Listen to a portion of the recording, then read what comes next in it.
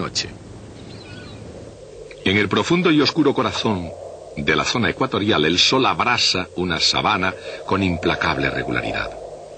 Y a muy poca distancia, un líquido se mueve con estruendo por entre las rocas hacia abajo. Ciertamente, desde el principio, a través de ella y hasta sus confines, la propia Tierra es una gran máquina, una fábrica que nunca deja de funcionar, que nunca hace una pausa ni se pone en huelga. La máquina de la naturaleza, una central impulsada sin interrupción por la energía ilimitada del sol.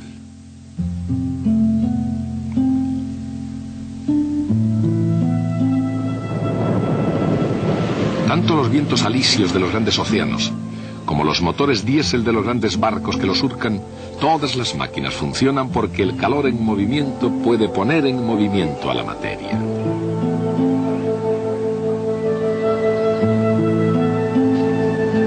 Durante varios siglos, la máquina térmica se ha extendido a lo largo y a lo ancho del mundo. Pero tanto en el pasado como en el presente, el calor solo se mueve en una dirección, desde la temperatura alta hacia la temperatura baja. La existencia de cualquier máquina en la Tierra, incluyendo la propia Tierra, depende de que una de sus partes esté funcionando a una temperatura más alta que la otra. En la máquina de la naturaleza, por ejemplo, fuertes corrientes son impulsadas a través de la atmósfera de la Tierra a causa de la diferencia entre la temperatura del ecuador y la temperatura de los polos. Desde un polo a otro polo, y desde una máquina a otra máquina, el principio es siempre el mismo. En este vehículo es la diferencia entre la temperatura de la mezcla de gasolina y aire explotando en los cilindros y la temperatura del agua circulando por un sistema de refrigeración. Las máquinas de vapor operan entre la temperatura alta del fogón y la temperatura baja de la atmósfera. Cuanto mayor sea la diferencia de temperaturas, cuanto más caliente esté una parte de la máquina y más fría la otra, mejor funcionan.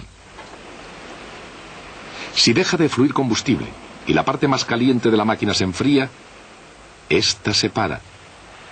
Evidentemente, eso puede causar dificultades.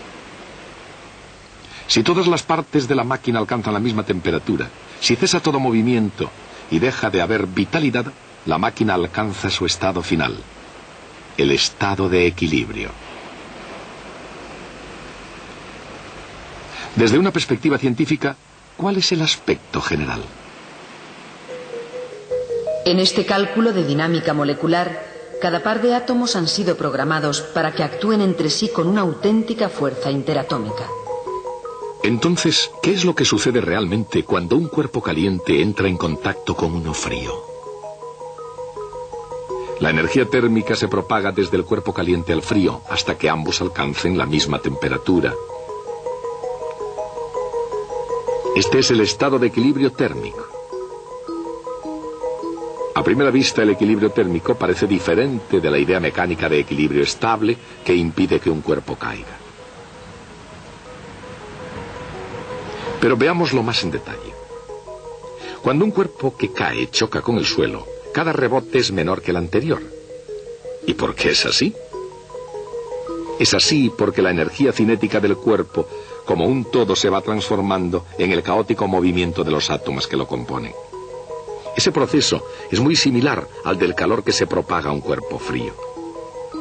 El resultado final es el mismo. Con el tiempo, toda la energía disponible se llega a distribuir como energía cinética y potencial de los movimientos aleatorios de todos los átomos. Por lo tanto, aunque la idea de equilibrio parece lo definitivo en paz y serenidad, esa perspectiva oculta el agitado movimiento de los átomos en el interior. Así que entender el equilibrio es cuestión de perspectiva, de mirar más dentro y más allá.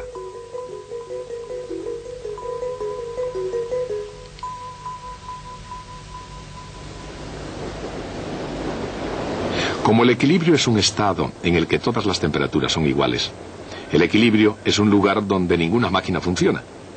No hay géiseres lanzando sus chorros, ni volcanes en erupción, ni cataratas de agua. Las grandes máquinas no quieren funcionar y las pequeñas no pueden. En todas partes la naturaleza parece impulsada hacia el estado de equilibrio. Cuerpos calientes y cuerpos fríos luchando por conseguir la misma temperatura. Y cuerpos que caen convirtiendo un trabajo muy bueno en calor inútil. Desde el punto de vista de los físicos, cuando la naturaleza tiende a comportarse de una forma tan universal, debe haber una explicación científica. ¿Y la hay?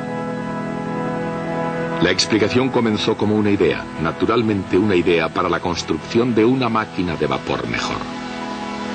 Hubo un joven llamado Carnot, cuya lógica fue capaz de demostrar que, para una fuente de trabajo competente, ninguna tan eficiente como una que sencillamente no funcione. Las ideas más grandes de Sade y Carnot nunca funcionaron y en el mundo real probablemente nunca funcionarán. No obstante, él había decidido crear una máquina tan perfecta como la naturaleza lo permitiera y la lógica para llegar muy cerca de ella.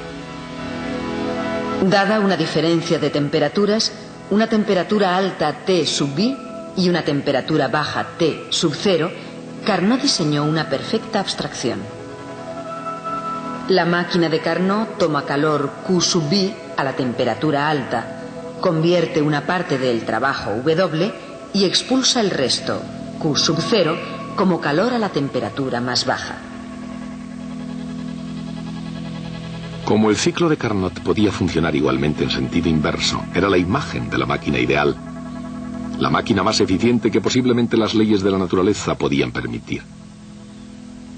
Pero con la temprana muerte de Carnot, sus ideas, prácticamente desconocidas desde el principio, parecían destinadas a quedar en el olvido. Y seguramente ese hubiera sido su final si dos grandes científicos no se hubieran interesado por la teoría de Carnot. Rudolf Clausius, físico alemán, y William Thomson, profesor de filosofía de la naturaleza en Glasgow, que más tarde se convertirá en Lord Kelvin. Rescatados los manuscritos originales de Carnot, de esas mismas páginas nació la ciencia de la termodinámica. En el razonamiento de Carnot, Clausius y Thomson observaron un hecho asombroso. Lo vieron en términos de una simplicidad matemática asombrosa.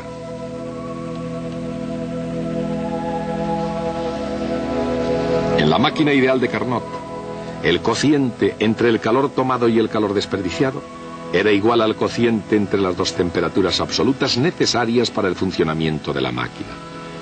Dicho en otras palabras, este era el ideal que procedía de la imaginación de Carnot. Lo que entra sigue siendo lo mismo al salir. Pero si no es el calor, ni es la temperatura, ¿qué es? El calor dividido por la temperatura a la que fluye. Y según Clausius, eso es la entropía. En una máquina de Carnot, una cierta entropía entra a temperatura alta, realiza su trabajo y la misma cantidad de entropía sale a temperatura baja. O sea que una máquina ideal no solamente conserva la energía, conserva también la entropía. Eso es el ideal. Pero, ¿qué pasa en la realidad? En el mundo real. ¿Qué sucede realmente con la máquina jadeante y rechinante? Por un lado, todas las máquinas conservan la energía. El trabajo es igual a la diferencia entre el calor que entra y el calor cedido. Pero, utilizando las mismas temperaturas, la máquina real produce menos trabajo que la máquina ideal de Carnot. Realiza menos trabajo y desprende más calor. Así, aun cuando la entropía que entra pueda ser la misma que en la máquina de Carnot, la entropía que sale es mayor. Eso es un hecho asombroso.